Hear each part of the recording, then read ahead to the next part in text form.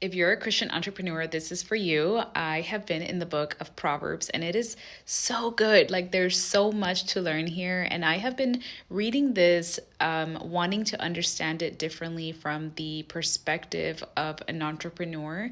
God has called me to business this year and it has been such a fun journey, but also there's so much to learn and so much wisdom that I need from the Lord. First verse is from Proverbs 22 and it says, "Blessed are those who are generous because they feed the poor."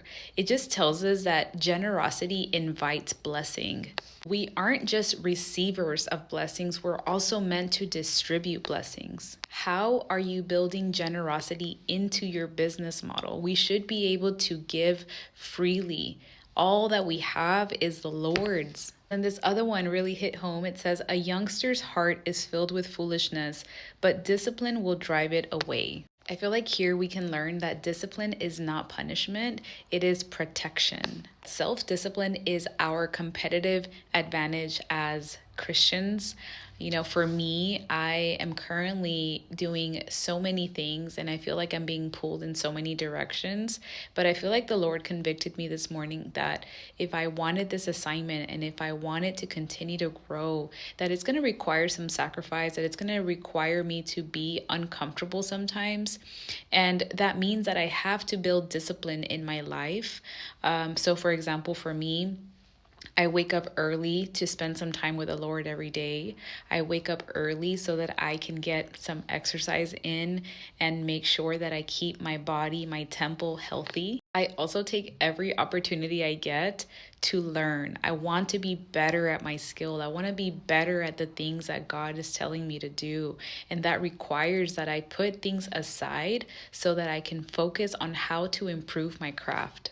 The other thing that it reminds me of is how we should be building rhythms in our business, right? We want to build processes. We want to be able to do things consistently and with excellence. And remember that the enemy is going to try and come and disrupt things. He's going to try to distract you. He's going to try to tell you that you should just be comfortable.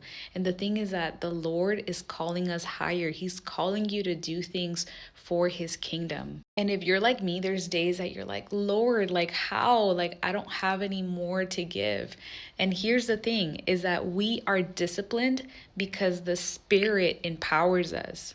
We are led by the Spirit. So I don't know about you, but I just felt like I needed this word today because there are days that I'm like, "Man, Lord, like I don't know how I can do all this stuff. I don't know how to manage all this stuff."